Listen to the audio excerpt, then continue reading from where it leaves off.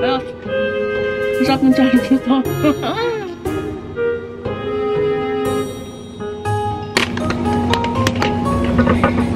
Yan. Huwag kayong mag-alala. Hindi ko po kakainin to, opo. Hindi ko po siya gagawing palaman.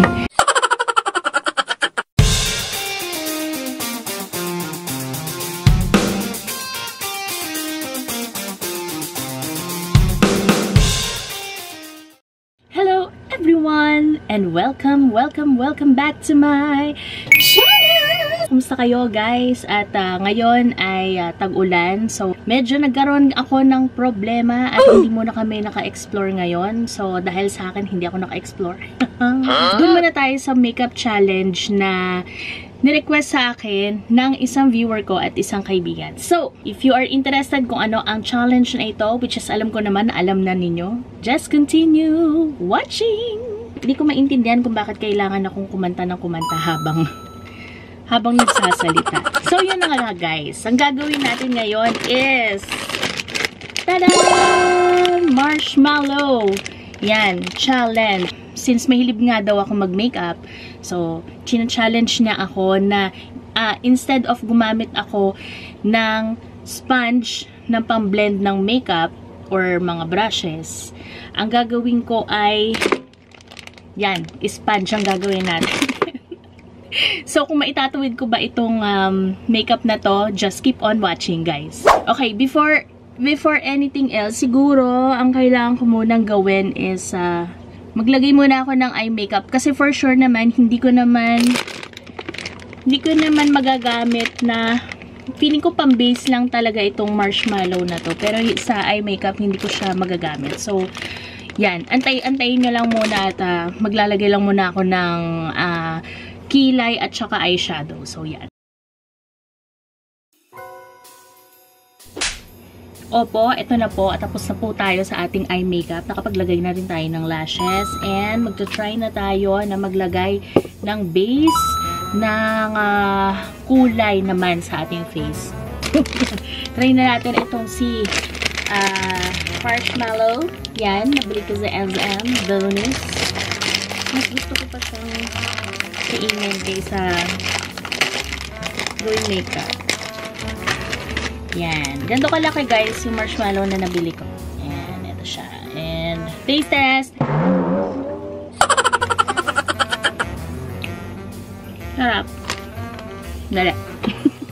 Lunukin ko muna laki.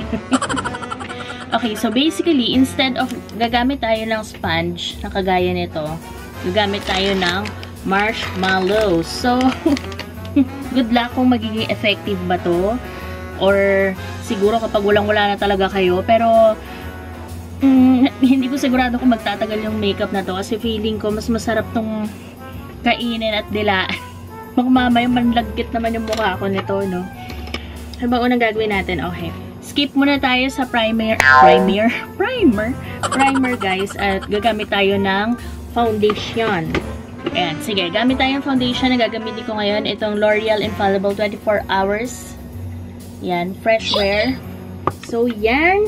Gamit tayo ng ganito. Dito natin ilalagay yung ating mga base. Siguro try na muna natin ng isa. Isa. At ito na, itatry na natin.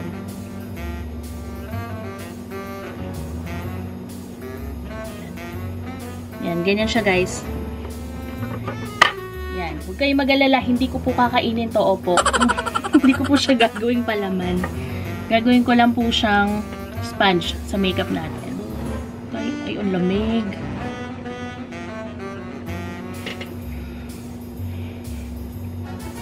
Paano ko ba i-describe tong feeling na to? Malamig siya sa mukha kapag pinantatapal mo. Pero, at the same time, tinitignan ko yung mukha ko parang hindi siya nasa-smoothen out. Diyos ko, saan maitawid ko tong makeup na to? Nandalagay siya na wait lang po. I'm trying my very best para maitawid ko ng maayos tong makeup na to. Ay, hindi siya nagbe-blend. Oh no! Kailangan ata na mas mabilis na blending ito.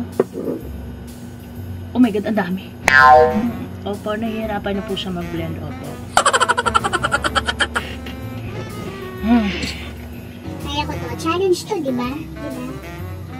Challenge to eh. So, dapat kaya mo talaga.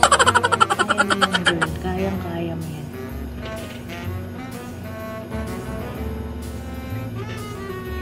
Wala, uy. Oh, no! Sa hairline. Lumalagkit na siya, nararamdaman ko. Siguro kasi, kaya medyo mahirap siya i-blend. Kasi yung marshmallow na to, di ba parang may konting powder pa siya, di ba? Kapal ng foundation ko. Foundation day talaga.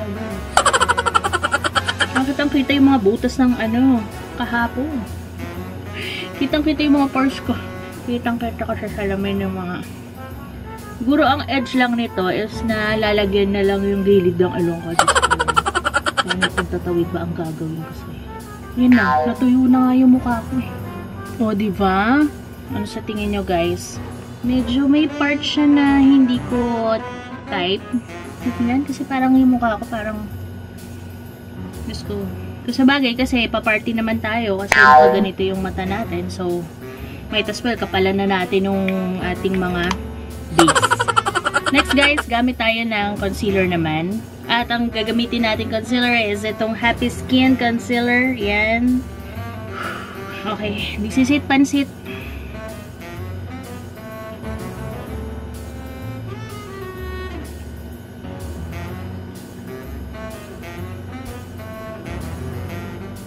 Kuha tayo ng panibago dahil mukhang warat-warat na yung isang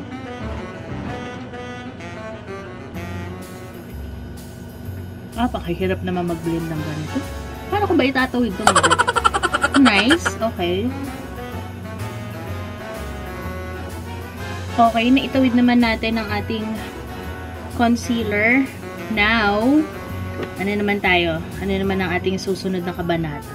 Actually guys, wala akong pang contour na liquid. Ang meron ako bronzer. So, gamit tayo ng BLK Cosmetics. Yan, yung bronzer ng BLK Cosmetics. Pero parang pang contour nila to. In the shade Amber. Meron pa ba to? Parang ubos na. Meron pa naman. Gamitin ko ulit to. Pero sa kabilang side naman yung malinis. Kailangan mabilis ko pala dito. Hala, hindi na siya nagbe-blend. Parang styro na yung pinang-bounce ko ngayon, pinang-blend ko ngayon sa mata. Ay, sa mata, sa mukha ko. Meron ba nangyari? Parang wala naman. Saka ulit. Blend, blend, blend.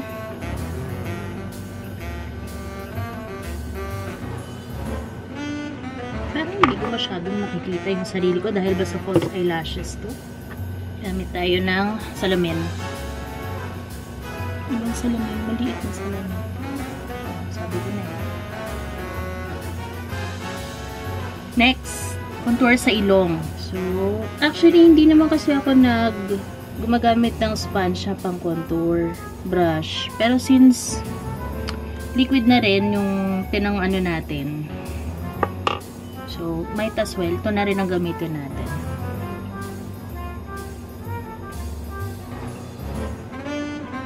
Ayos na ba?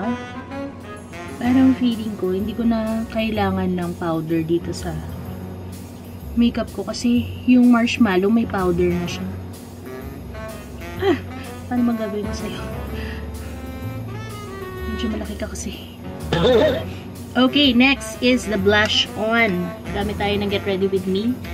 Yan, itong kaninang blush on in the shade Pudding. Dinadamihan ko guys kasi pag malakas ang ilaw mo, parang wash yung itsura ng makeup kami. Parang hindi nakikita sa camera. Parang ubos ka na rin naman kasi. Girl, bumili ka na ng bagong blush on. Hindi ko masyado nakikita yung kulay ng aking blush on. Gamit tayo ng ibang kulay. Same din, Get Ready With Me in this shade Soufflé. Yan. Weird. Ano na. Weird lang ng tunog yung pag-bounce niya. Pero hindi siya natutunaw pag nagbe-blend ka na ito yung gamit mo. Parang meron ka ng libreng powder. Ganon. Ganon yung pakiramdam. Parang matte na agad yung mukha mo. So, dahil wala tayong liquid eyeliner, no choice tayo kundi gumamit ng highlighter na powder. Kasi wala nga akong liquid highlighter. So, pero gagamit tayo ng brush. Kasi, hindi ako pwede magsawsaw dito ng sponge dahil baka makontaminate. Yan. I'm so sorry. Medyo, syempre, protective din ako sa mga makeup ko kasi hindi siya mura. Mahal siya. Naman. Putok. Yan na. Last but not the least, tayo muna ay mag-lipstick. Okay? So, gamit tayo ng strokes. Yan. Ito siya, guys. Hindi ko makita yung shade kasi naharangan ng pilikmata ko. Yan. Ayusin natin ng konti. Dry.